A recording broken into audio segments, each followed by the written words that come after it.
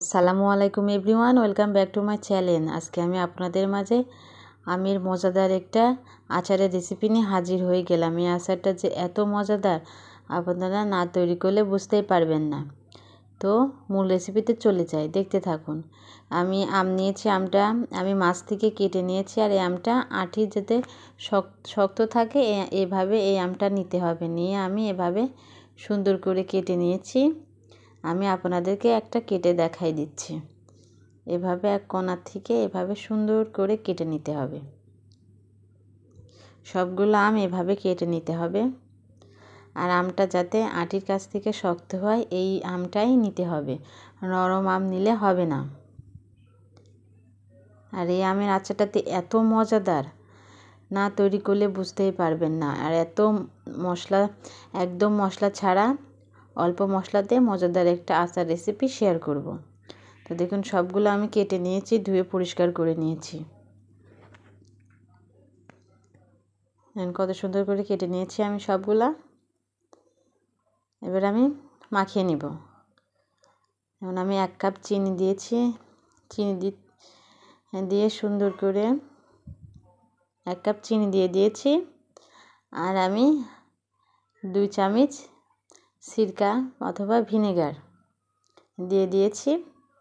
আর পরিমাণ মতো লবণ দিয়ে আমি সুন্দর করে আমের সঙ্গে মাখিয়ে নিব।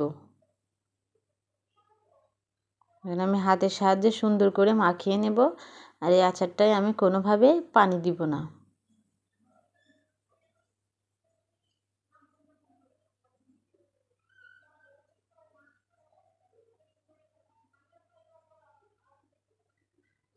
সুন্দর করে মাখিয়ে নিয়েছি।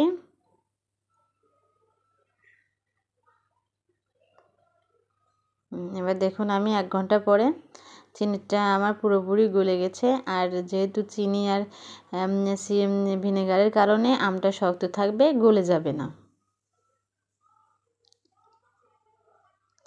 তো এবার আমি প্যান বসিয়ে দিয়েছি। এবার আমি আমটা ঢেলে দিব। আমগুলো আমি ঢেলে দেব। দিয়ে আমি একদম হাই হিটে জাল করে নেব, যাতে চিনিগুলো সব গলে যায়।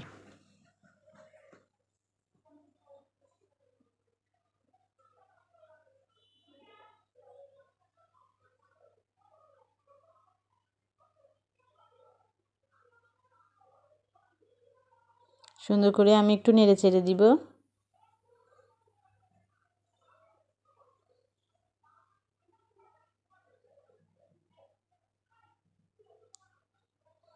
এবার আমি একটু কালারের জন্য একটু হলুদ গুঁড়া দিয়ে দিব, সামান্য পরিমাণ হলুদ গুঁড়া।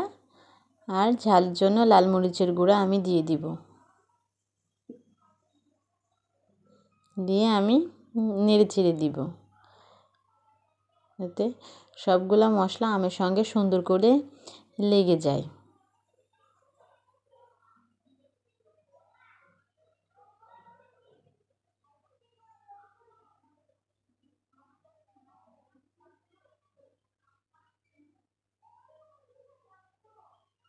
এইভাবে আমি হাই হিটে জাল করে নিব। সুন্দরভাবে ফুটে উঠেছে।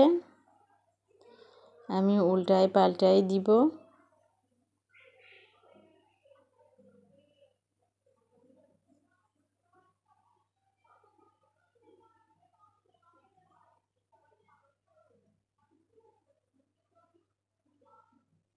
এখন হলুদ গুঁড়া আর লাল মরিচের গুঁড়া দেওয়ার জন্য সুন্দর একটা কালার চলে আসছে আচারের মধ্যে।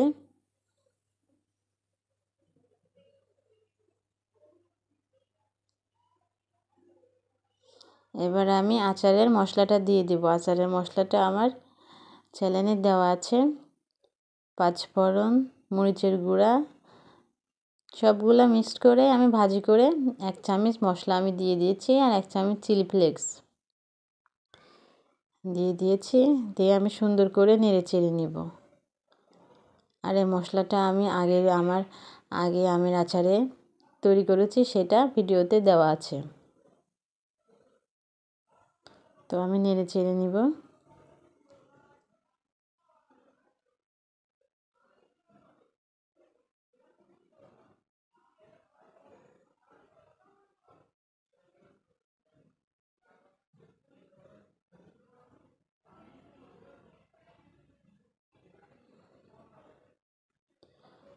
তো এই পর্যায়ে আমি চুলার আঁচটা একদম লো হিটে করে দিব।